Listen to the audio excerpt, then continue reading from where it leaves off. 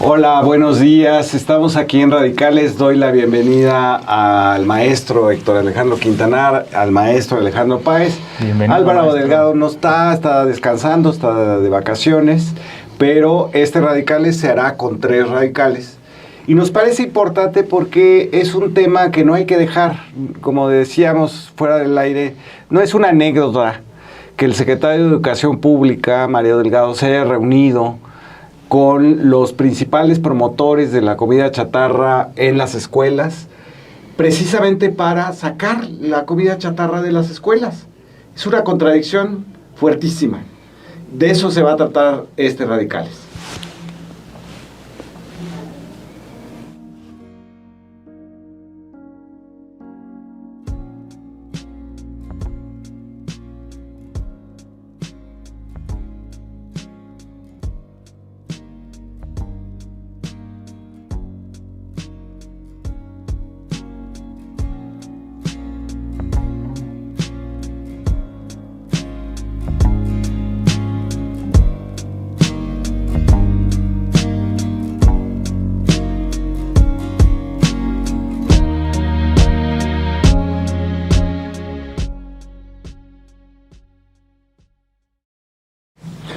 Hola, bienvenidos a Radicales. Yo soy Fabricio Mejía. Saludo a Héctor Alejandro Quintanar, a Alejandro Páez. Estamos aquí hoy para hablar de la comida chatarra y cómo parece que el gobierno de Claudia Sheinbaum, a través de la Secretaría de Educación Pública que dirige Mario Delgado, se reunió con los principales promotores de la comida chatarra para sacar la comida chatarra de las escuelas. Esto tiene muchísimas implicaciones políticas, económicas, de salud, sobre todo, en vista de que lo único que tenía que hacer los corporativos de comida chatarra era cumplir la ley. No había que reunirse con el secretario de Educación Pública, no había que lavarles la cara a estos productores de obesidad, sobrepeso, hipertensión, diabetes, etcétera. Si una de las enseñanzas de la pandemia fue precisamente que teníamos muchas más comorbilidades que el resto del mundo, porque teníamos un serio problema de sobrepeso y de mala alimentación. Tenemos el problema de los corporativos que se reunieron con Mario Delgado, que ahorita les voy a leer la lista para fomentar la indignación. La verdad es que cómo es posible que Mario Delgado se reúna para sacar la comida chatarra de las escuelas con Barcel, Bimbo, Campbell's, Coca-Cola, La Costeña, FEMSA, que son los Oxxos, Ferrero, los que hacen Gatorade y Lipton, que es la cosa que tiene más azúcar, Danone, Herdes, Jumex, Hershey's, Kellogg's, Jugos del Valle, Mars, que son los que hacen Milky Way y Snickers, y también Whiskas, Nestlé, Pepsi, Sigma, que es la que hace Food, Qualita, que es la que hace Pepperoni, Tres Montes, que es la que hace las papas que están envasadas al vacío, ¿no? Que te tienes que comer varias para que te sepa algo porque son como cartones. Las del tubo ese. Las del tubo. Unilever, que es nada más ni nada menos que Holanda, Knorr, que tiene muchísimo sodio, Maicena, Magnum, que son estas paletas que es que de chocolate. Bueno, se reunió con esas empresas y en este Radicales nos preguntaremos por qué y qué consecuencias tiene esto, Héctor Alejandro. Bueno, muy buenos días a los colegas aquí en este programa de Radicales.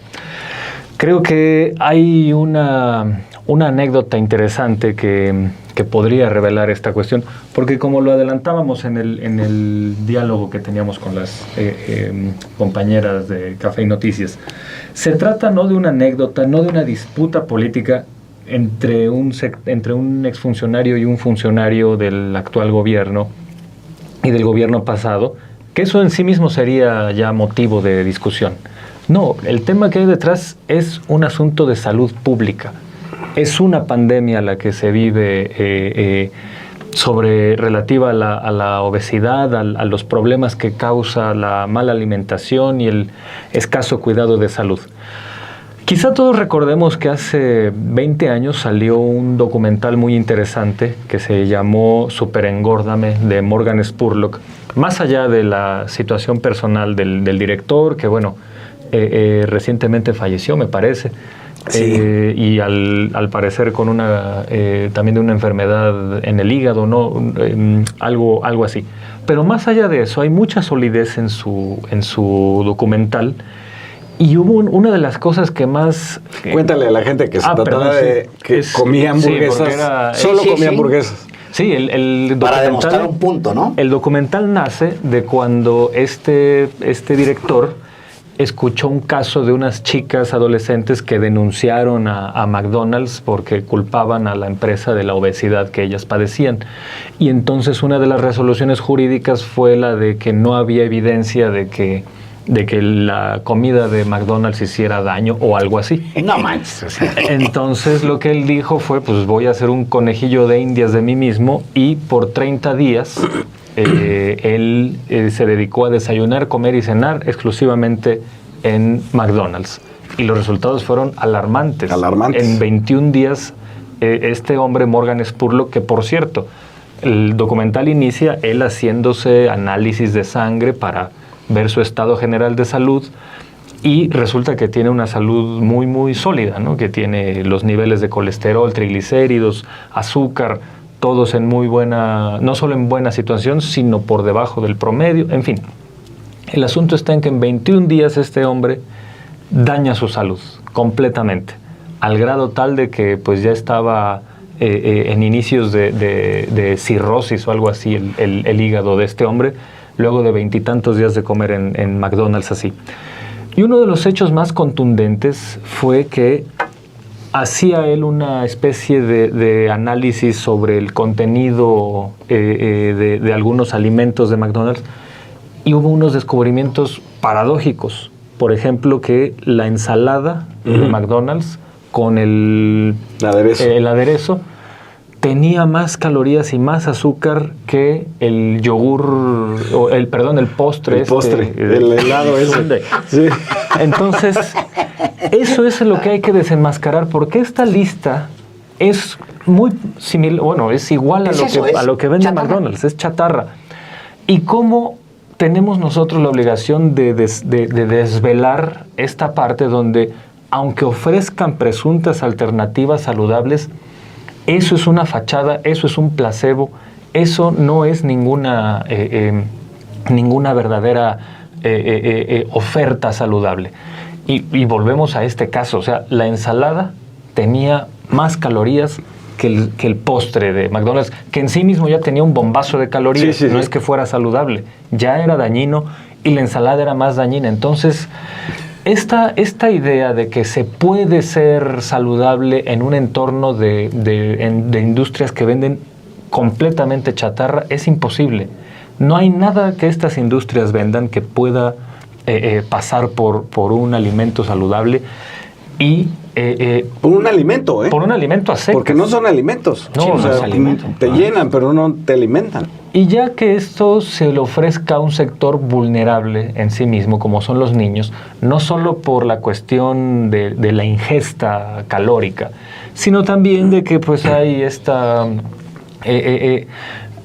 asociación no sé, pues hace poco fue en México que se cancelaron los monigotes estos que eran las mascotas de los productos chatarra, sí, ¿no? como el osito Bimbo. Esas cosas. ¿No? Que la derecha defendió al osito Bimbo. Por supuesto. Bueno, sí, es que el osito Bimbo es el financiero del PAN Ciudad de México, y fue financiero del fraude de 2006, y fue, hay que recordarlo siempre, Lorenzo Cerviche. Financiero de Felipe Calderón. De Vicente Fox. De propaganda sucia. O sea, no fue un financiero normal de, a ver, yo apoyo. No, fue financiero de propaganda sucia. Negra. Y fue defensor de Marcial Maciel, los pederastas de los legionarios de Cristo. O sea, esta gentuza es la que maneja Bimbo. Y bueno, ya quitaron al osito Bimbo, pero su estela sigue ahí fastidiando este país. Yo con esto ya cierro para darle la palabra al maestro Páez. Esto se me asemeja mucho a este capítulo de Los Simpson donde la industria de los cigarros hace un concurso de belleza, exacto, para niños, ¿no? que gana Lisa, exactamente. Y se gana una dotación de cigarros. ¿No? Claro. Entonces ella... Porque dice, no es broma, porque así es. Así es. Dios bendiga a mis papis y a cigarrillos Laramie, ¿no? Sí. Bueno, esta cosa que es absolutamente injustificable, pues no se puede llevar a un ámbito como las escuelas. O sea, la industria de la chatarra, la única forma que podrían comprometerse con la salud de los niños es no dándoles lo que venden. Esto no es que pueda haber alternativas saludables. Me parece que si esto lo sensato es consumirlo lo menos posible, pues a los niños que están en una situación de vulnerabilidad, de crecimiento, de desarrollo, pues es una situación todavía más grave. A mí me parece que la decisión de Mario Delgado de sentarse con la industria de la chatarra es una capitulación. O sea, capitula, pues, en nombre del gobierno federal, una política que había iniciado el presidente López Obrador de distanciamiento con esa industria y de decirle a esa industria que no está acostumbrada a eso, quién manda y quién es el mandado. Punto. Y lo que hizo el presidente López Obrador fue decirles, aquí hay quien manda y ustedes son los mandados. Y hacerlos a un lado. Todo eso tuvo un costo muy alto para gente como Hugo López-Gatell, por ejemplo, que se volvió en el centro de las críticas. Pero también el tema de Cofepris tomado. Hay un señor que fue candidato a jefe de gobierno en la Ciudad de México, que venía de la Cofepris. Ahora está en la no sé qué comisión o confederación de fútbol de no sé qué tanto. Miquel Arriola. Ese Miquel Arriola. Era el candidato del PRI. Candidato del PRI en la Ciudad de México con un montón de lana y obviamente pues solo Cofepris, es cierto. Sí. Digo, más descarado que Chertorivsky no hay, que estuvo promoviendo los chetos, imagínense ustedes, esa cochinada la estuvo promoviendo durante toda una campaña, o sea, más que eso, pero el otro más astuto que Chertorivsky, que bueno, sí utilizó digamos, el punch que traía desde esa Cofepris corrupta, la de él, corrupta, o sea, con el peor periodo de la Cofepris fue ese corrupto, para tratar de colocarse políticamente. Todo esto para decir que la industria de la chatarra siempre está con las puertas abiertas para promover y premiar a funcionarios que van y vienen en la industria. No solamente es Roberto Campa Cifrián, que como ustedes saben, pues fue candidato presidencial. Que fue candidato presidencial del Bester Gordillo, también fue subsecretario de Gobernación, es un personaje de carrera reconocida que es parte de FEMSA, o sea, es el rostro corporativo de FEMSA Campa. Que es el Oxxo. Que son los Oxxo y una cantidad de chatarra, son fábricas de gordos, básicamente. Como les dices tú, sí, está bien. No, es el Oxxo, yo me río porque de repente anunciaron que iba a haber algo verde ahí adentro, algo fresco, y era un plátano negro que pedía a gritos que lo mataran, ¿no? Sí. Pasaban los señores, oiga, máteme, por favor, ya, me quiero ir, en medio de toda la chatarra. Ya, sáquenme de mi agonía, mátenme, aviéntenme al bote, lo que sea. No, un plátano negro que había siempre ahí en los Oxxo, pues pura mentira, hombre, no les interesa. El asunto es que la puerta giratoria dentro de esta industria, donde hay... creo que la anterior, creo que, por ejemplo, presidentes del PRI, secretarios de Estado, directores de área, todos ellos y del PAN, por supuesto, todos ellos se han venido incorporando de entrada y salida. No me acuerdo, Genaro Borrego, ¿en dónde queda? En el IMSS. Estaba en el IMSS. Sí, pero ya en la iniciativa privada creo que también se va con una de las chatarreras. Ahorita lo voy a sacar en 2 segundos.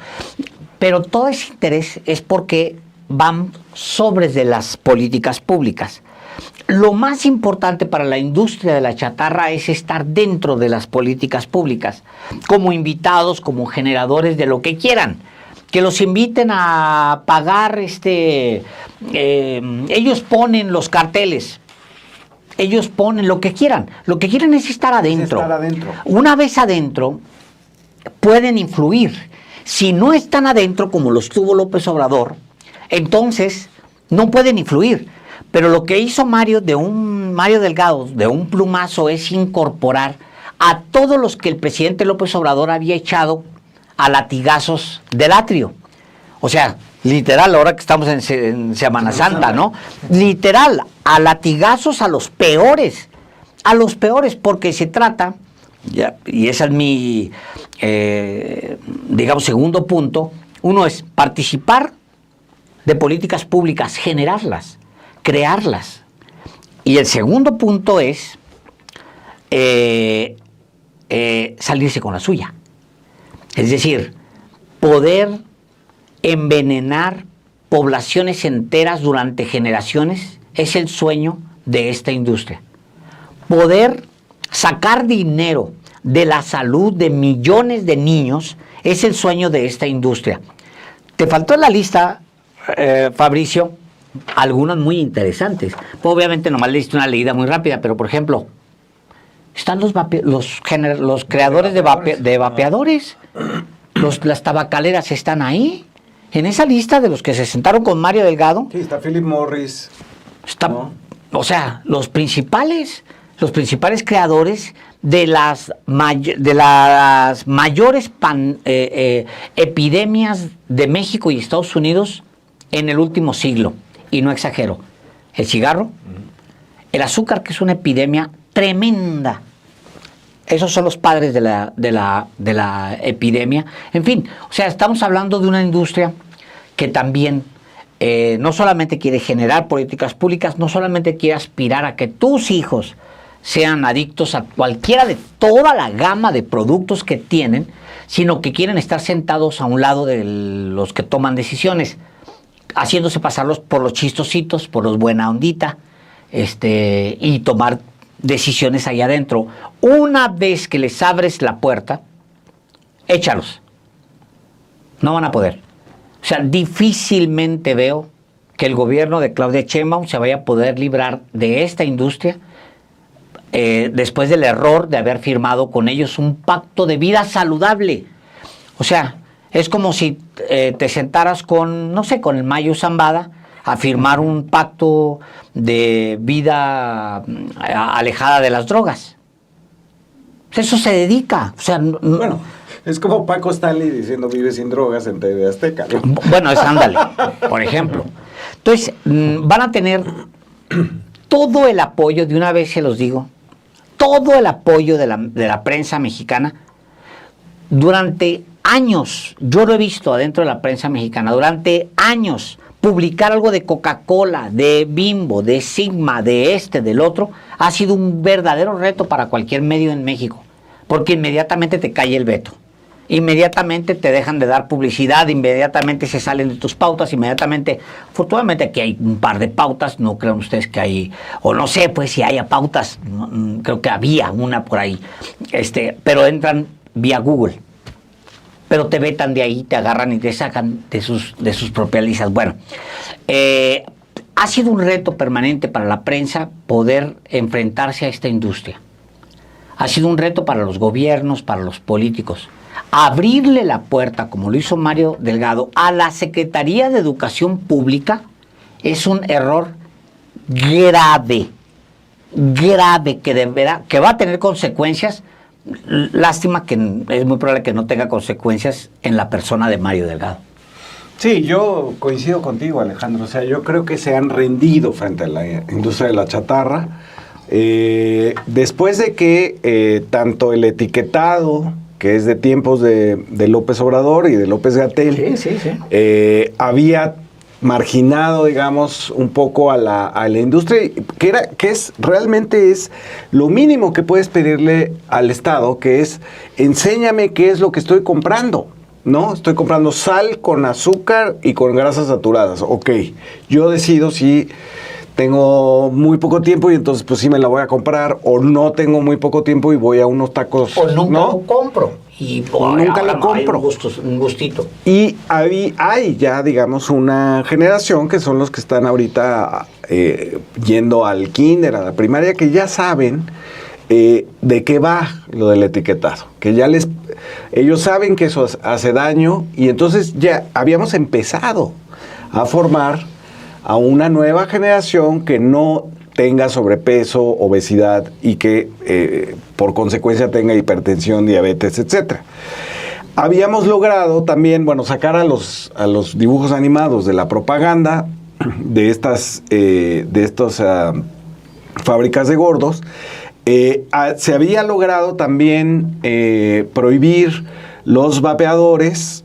Pues hay una ley ya aprobada en el Senado, y la importación de estos mismos, porque pues, vienen de los Estados Unidos, porque el vapeador fue la manera que encontró la industria tabacalera de decir, no es un cigarro, esto no es un cigarro, es más, es para dejar de fumar.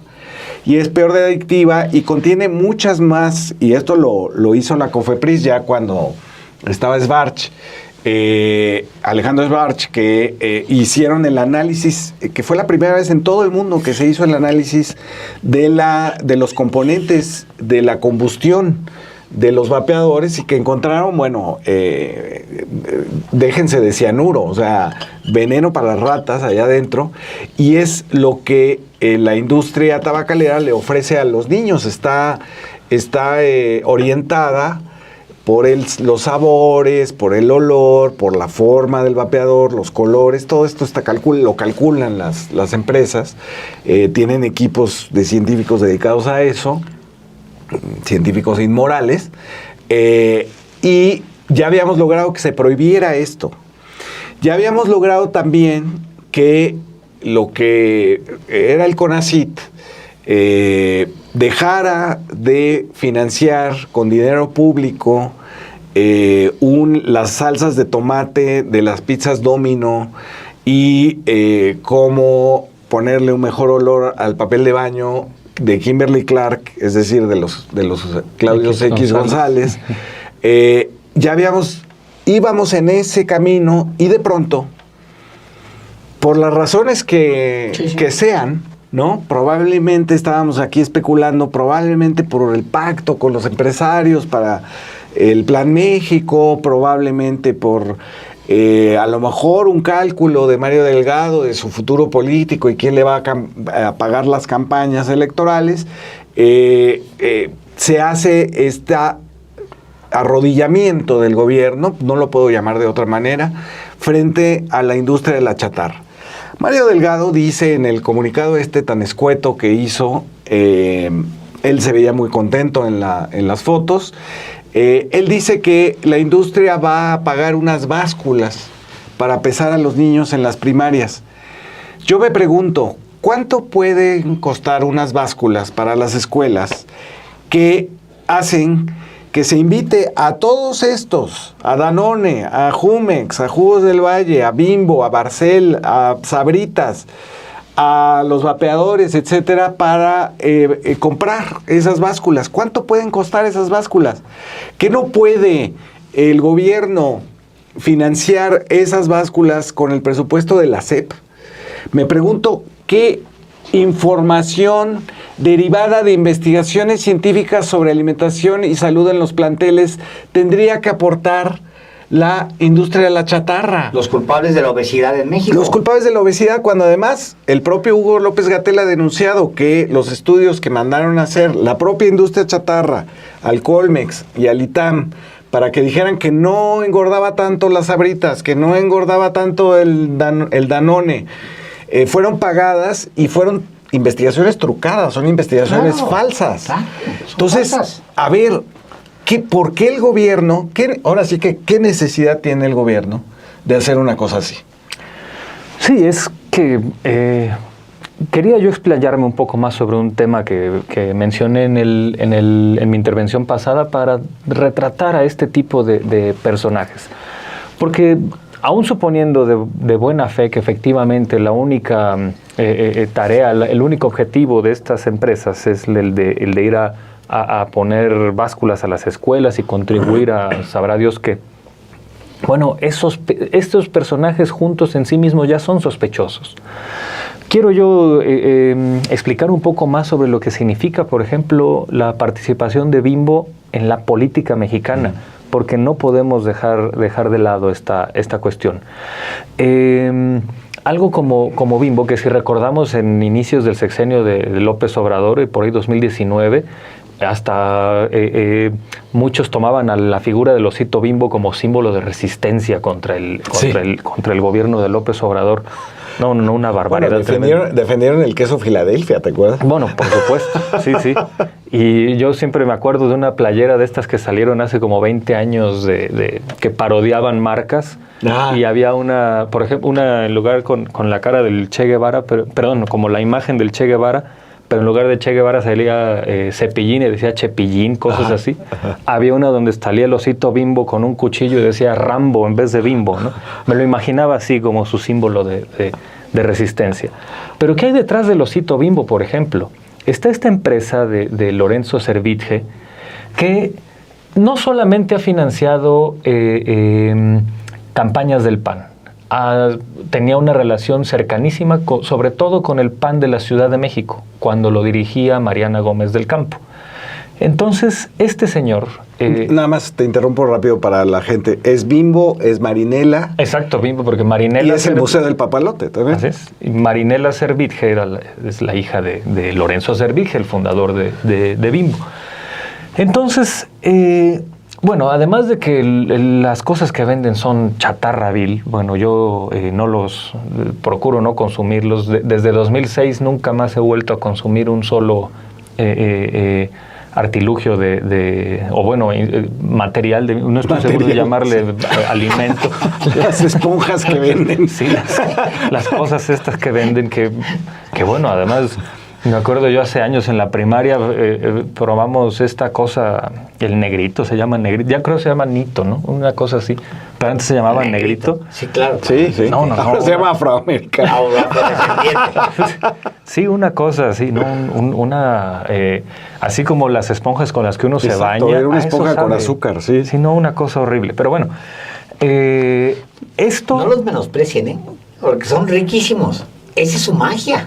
Son adictivos porque el azúcar son azúcar, combinaciones de... Perdón, Alejandro, nomás para dejar un dato. La combinación esa de azúcar-sal... Y grasa. Y luego grasa. Tuvo estudios detrás profundos, ¿eh? O sea, para introducirlos al mercado en los años 50. Así es. Perdón, sí. Listo. No, nada más. Otra cosa. Hay un documental sobre el Dunkin' Donuts. Entonces salen con una charola de Dunkin' Donuts, o sea, de las donas estas glaseadas, y las ofrecen en Manhattan a la gente y se hace una encuesta de cuál es la más escogida, la más seleccionada por la gente. Y es justo la que tiene detrás una investigación, como dice el maestro Páez, donde la cantidad de grasa y de azúcar es exacta para que tu nariz absorbe las moléculas y tu mente dice, esto es la felicidad. Exacto. ¿No? Así es. Esto es el placer. O sea, la de chochitos no, la de chocolate no, esa. ¿No? Bueno. Porque está estudiado. ¿Y cuál era la no. La glaseada blanca. Bueno. Mira, agrego este dato porque también te va a servir, Alejandro, en tu análisis. Se publica en 2020 en una revista de las más cuidadas en el sector que se llama Public Health Nutrition. Se publica un estudio pagado por Coca-Cola durante 5 años dirigido por una élite de científicos allá en Estados Unidos para influir en la toma de decisiones públicas, específicamente. En el entramado de la creación del estudio, de la contratación de los científicos, de la creación incluso del instituto para que los científicos no estuvieran amparados directamente en Coca-Cola, sino que a partir de una universidad poder terciar los recursos. Participaron académicos, obviamente, políticos, líderes de opinión, y el mensaje que a lo mejor usted vio, pero no sabía de dónde venía, es que las bebidas azucaradas no son tan malas como se ha dicho. Exacto.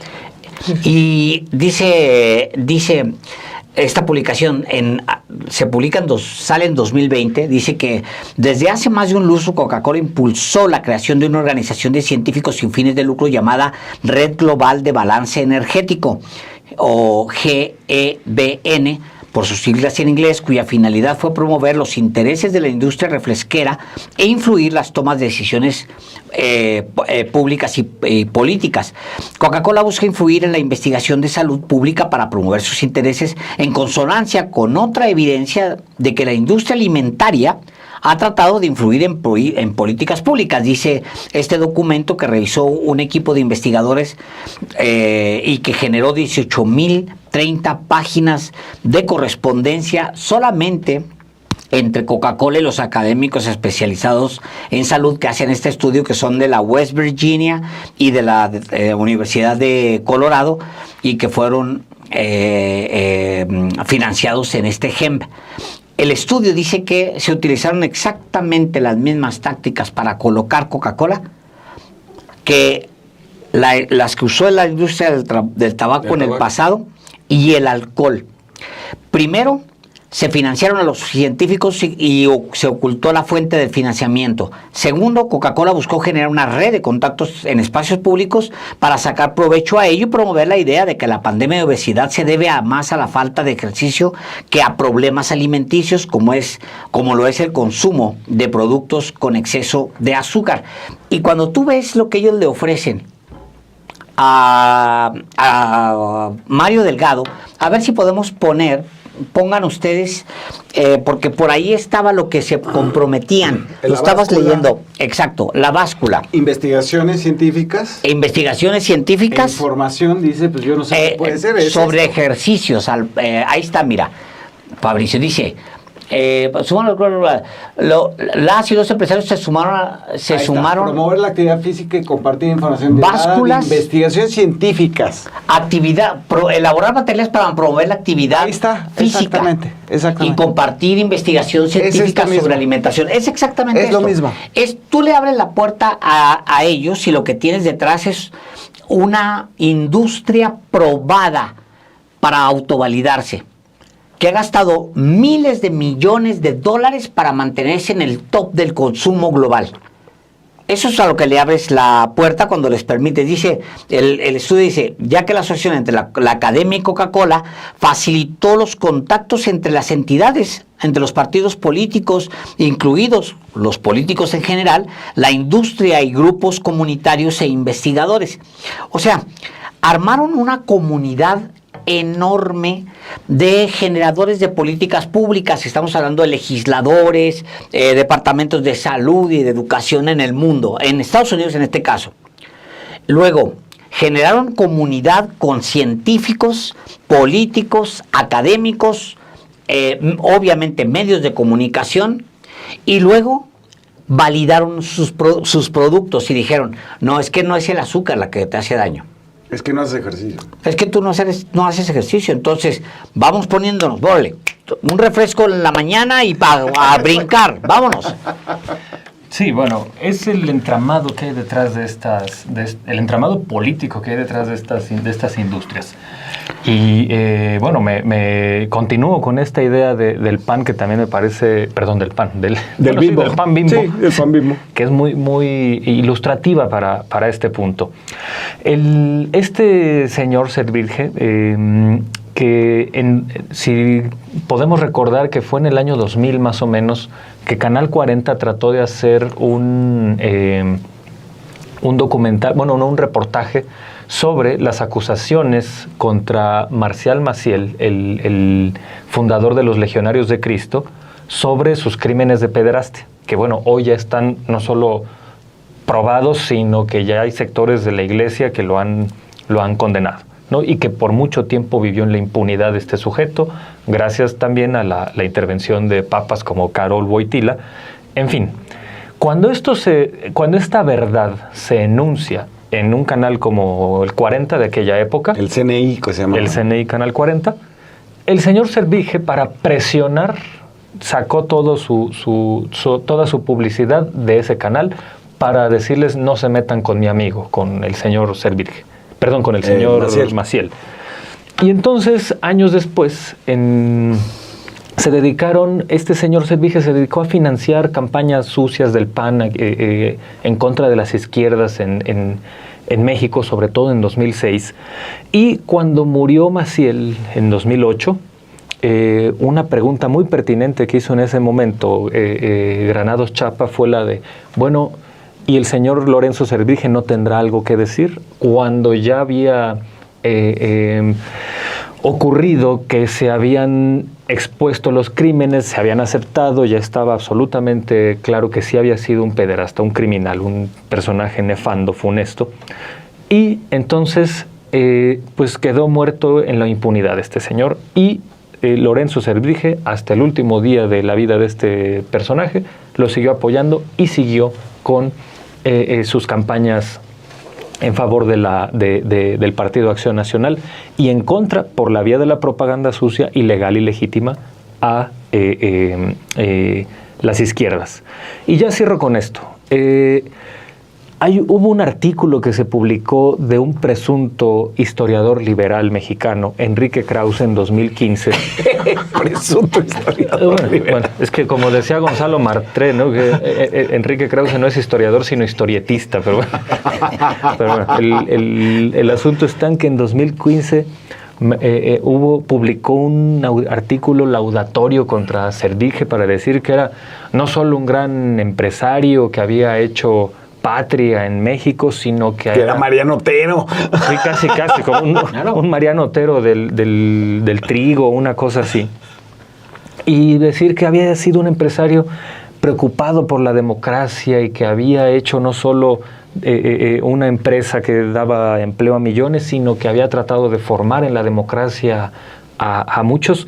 Bueno, en 2015 ya eran obvias ya estaban publicadas las cuestiones ahí medio ilegítimas donde había participado este señor Servige, entre ellas la censura abierta contra una información necesarísima y absolutamente contundente como la pederastia de este personaje. O sea, además de que era un tipo censor, era un tipo que participó en campañas sucias y lo vendían como un gran defensor de la democracia en México. Bueno, eso nos habla de no solo lo perdida que tienen la brújula los pseudohistoriadores liberales, sino también el poder que tienen estos personajes de esta industria de la comida chatarra, que, bueno, tienen eternamente no solo una veladora prendida, sino capacidad de hacer presión y torcerle la mano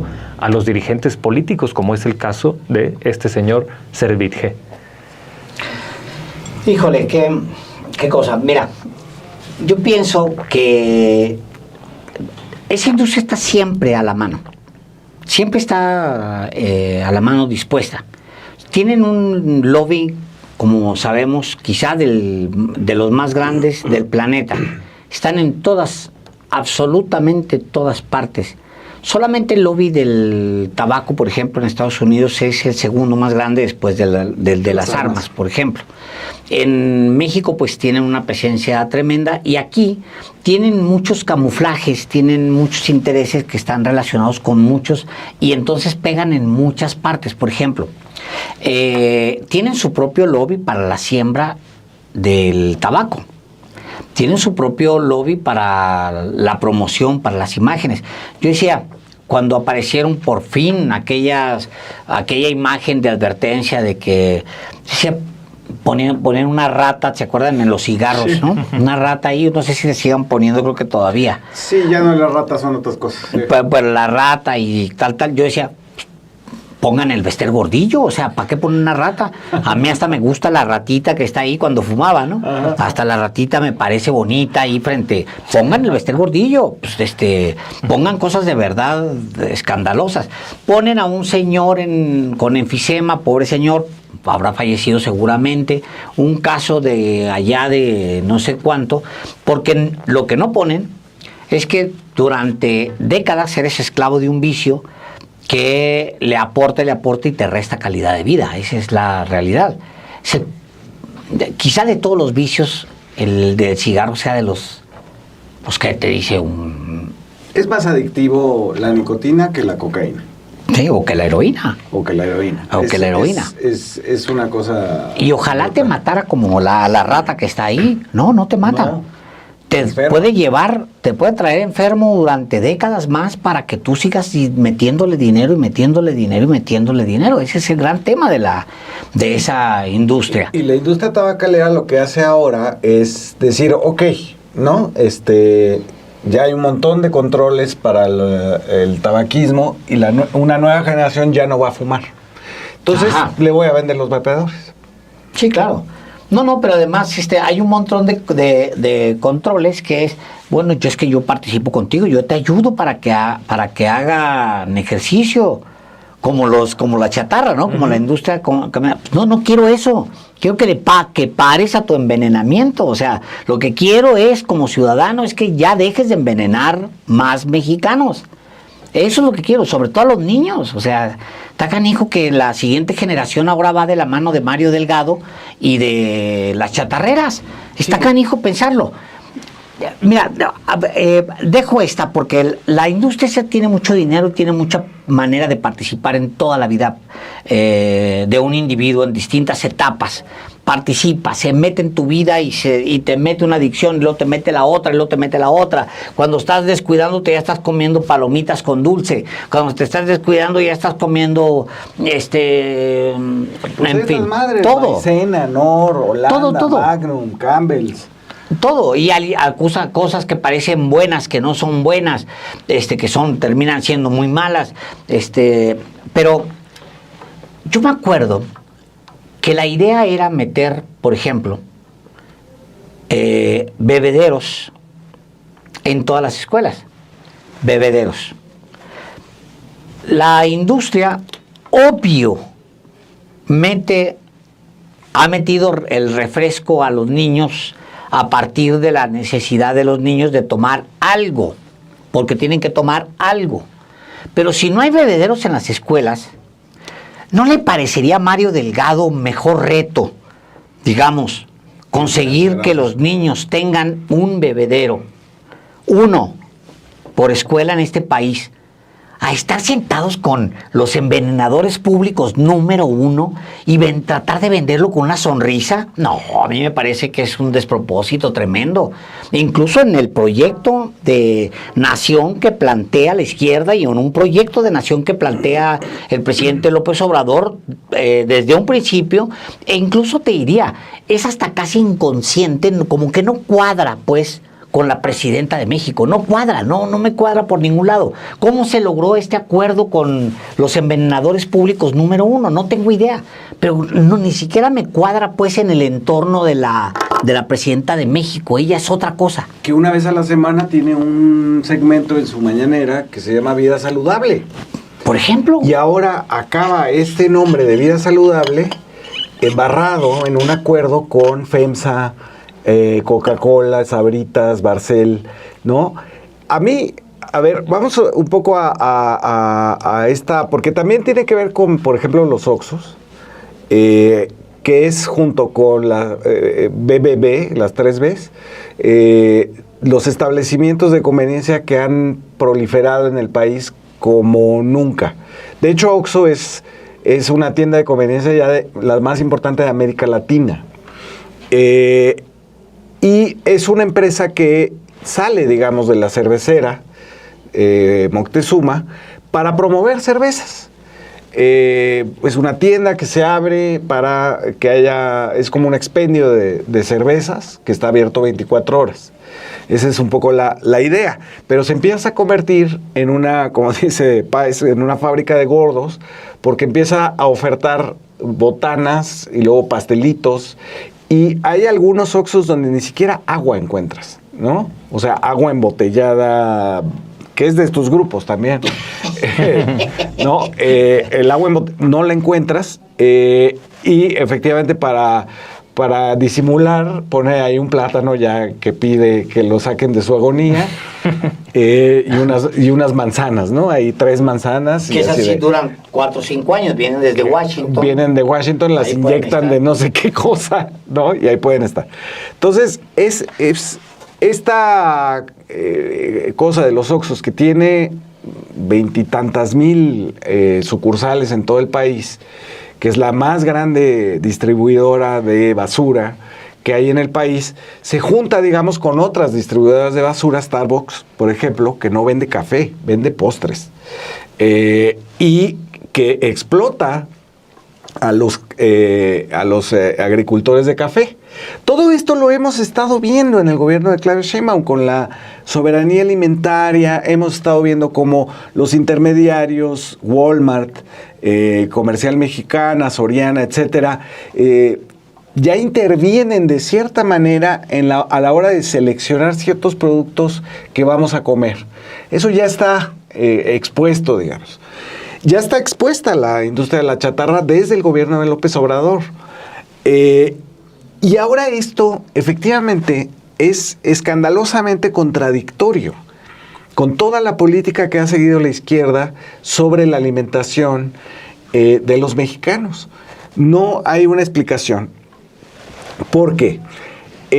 Todo esto, digamos, la adicción a los azúcares, a las grasas saturadas, a esta publicidad engañosa, etcétera, es un producto del neoliberalismo. En realidad, cuando entra McDonald's a México, cuando entra todas las cadenas de Estados Unidos, nos convierten de la noche a la mañana, de veras, en un país de gordos.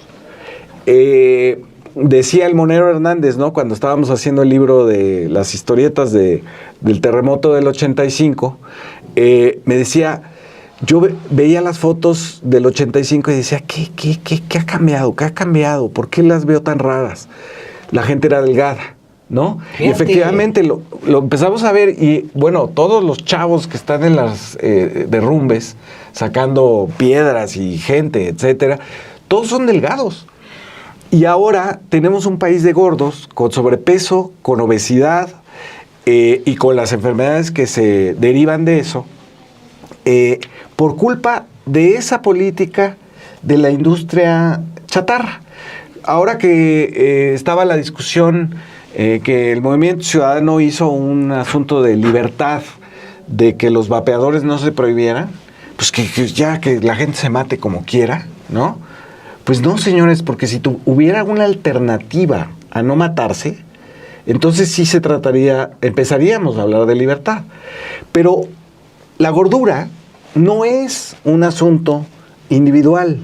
No es que tú decidas ir a meterte unos chetos a la tienda porque estás mal de la cabeza, tienes problemas emocionales, no haces dieta, no te quieres a ti mismo. No es un problema de autoestima.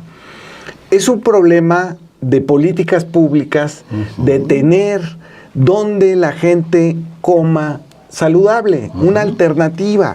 Lo vimos en las universidades ahora que se empezó a prohibir la comida, los expendedores de comida chatarra en la UNAM, en el Poli, en la Universidad de Puebla, etcétera, que hubo, por cierto, siempre el ITAM dice no, nosotros no, porque creemos en la libertad. Lo que se empezó a discutir, y eso tiene a la UNAM discutiendo, los comedores. Que se vendan comida que pueda ser saludable, una sopa, una ensalada que puedan ser saludables, que no tengan un guisadito, tortillas, tacos, etcétera, que son saludables.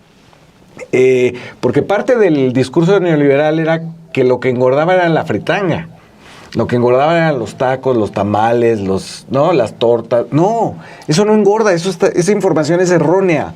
Lo que engorda es marinela, Sabritas, es decir, ultraprocesados. Las ultraprocesadas, las saturadas, los azúcares, los añadidos, etcétera. Eso es lo que enferma. Y entonces, bueno, a lo que iba yo es, tienes que ponerle una alternativa a la gente para bajar en otra generación los niveles de gordura. Y tienes que abrir comedores en las escuelas, tiene que haber alternativas saludables en las escuelas. Y por supuesto, a eso no van a ayudar Hershey's y Barcel. Pero ¿cómo?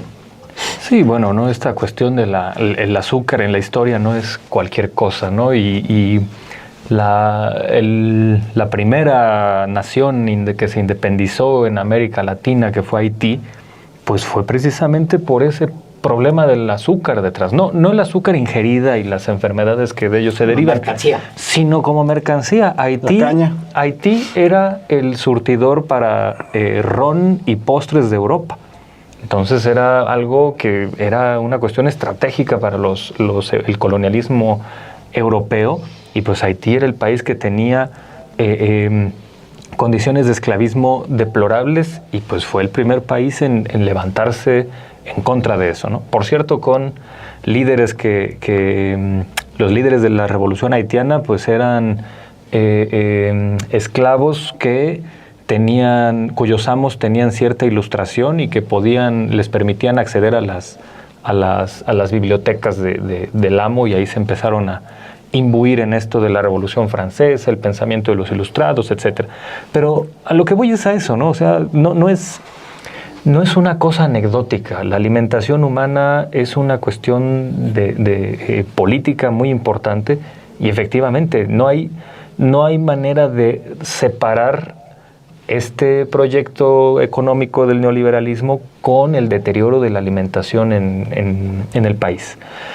Y bueno, me llama mucho la atención de nuevo cómo tratan algunos personajes de caer en las mismas patrañas de siempre, ¿no? No dudo que vaya a haber quien trate de defender a estas chatarreras, pues bajo la premisa de es que la libertad de los niños. No es una cuestión de libertad. No puedes tener libertad cuando solo tienes una opción, ¿no? Y no hay alternativa. Y no es que entonces cada quien decide qué come. Dice, pues no necesariamente. Hay lugares donde lo único que hay son Oxxos, cosas así. Y ya no se diga en cuestiones de la escuela, ¿no? Donde los niños son todavía más vulnerables a estas cuestiones. Nada más te interrumpo tantito. Hay un estudio, de hecho, ya hecho de el número de Oxxos contra lugares de comida saludable, y para variar, en la Ciudad de México, todo está separado, ¿no? Por clase social. Es decir, en Iztapalapa el 90% son Oxxos, y en la Condesa es mitad de mitad. Bueno, pues sí. Ese es el asunto. Entonces ya vemos a los analistas chatarra pronto a defender este discurso de no, esto atenta contra la libertad, etcétera, etcétera. Pero bueno, el hecho de querer agarrarse de cualquier causa para tratar de contrariar las políticas que se han implementado en este país desde 2018, ¿no? El discurso que se aventaron en aquel momento en contra, por ejemplo, de los sellos y el etiquetado de alimentos, pues también va por ahí. Entonces, pues bueno, quien defienda la comida chatarra, pues es analista chatarra, ¿no? Me parece que es muy, muy lamentable que pueda existir eso. Insisto, y yo no hablo desde una perspectiva puritana.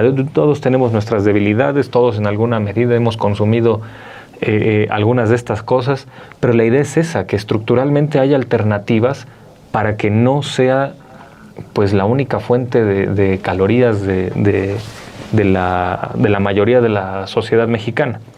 Entonces, pues yo creo que tiene que ir por ahí esa discusión de aquí en adelante. Lo que pasa es que para que triunfe esa industria necesita altas dosis de corrupción.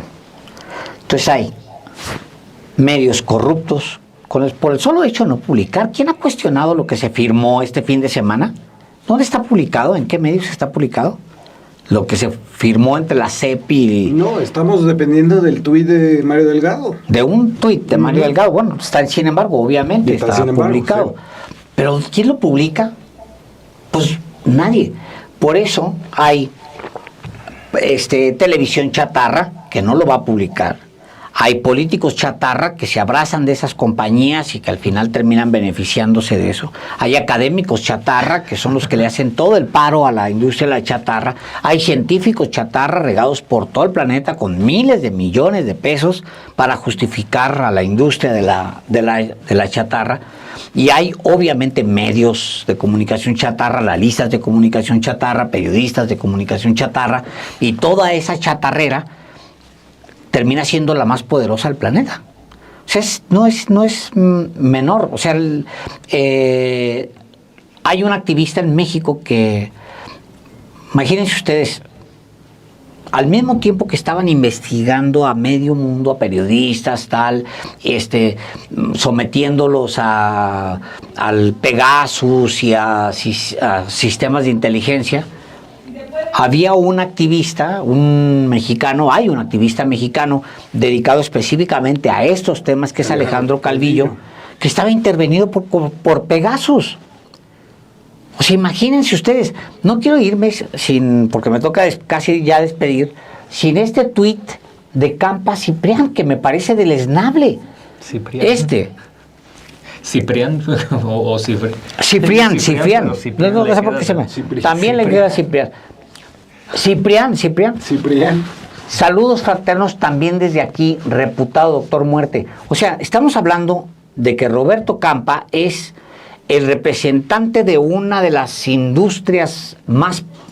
¿De la muerte? De la industria de la muerte, y acusa a Hugo López-Gatell de ser el doctor Muerte, cuando no existe ninguna prueba de lo que él afirma, pero sí hay suficiente información para decir que las empresas que él representa son los culpables de que millones de mexicanos hayan caído en la espiral de la obesidad, que además arrastra muchísimas otras enfermedades, todas ellas... ¿Entre ellas el COVID? Entre ellas COVID, entre ellas o sea... Bueno, pero no podemos negarle consistencia a este señor. Del gordillismo al peñismo a la chatarra, pues ha sido una trayectoria de chatarra, ¿no? Bueno, bueno, ahí está. Lo acabas de decir muy bien. Ahí está. Yo nada más cerraría con, hay que ver la contradicción evidente que existe entre esa Secretaría de Educación Pública de Mario Delgado, que no es distinta en este momento de la de Nuño, con los esfuerzos de Julio Verdeguer para la soberanía alimentaria y que comamos mejor. Y hay que decir, la Secretaría de Salud tendría que decir algo. Carajo, o sea, nos acaban de poner un arancel al jitomate. Agarren y hagan jugo de tomate, carajo. Exacto, y cierren un acuerdo, pónganse a chambear. Ahí me siento con un montón de empresarios ricos y lo presento como el gran logro. No, vayan, generen políticas públicas, vayan por los bebederos, vayan por introducir la fruta que se pudre en los mercados del interior de la República, tráiganselos a las escuelas, distribuyan, en fin, sean un poco más creativos, carajo. Gracias. Bueno, eso fue todo. Vámonos. Vámonos.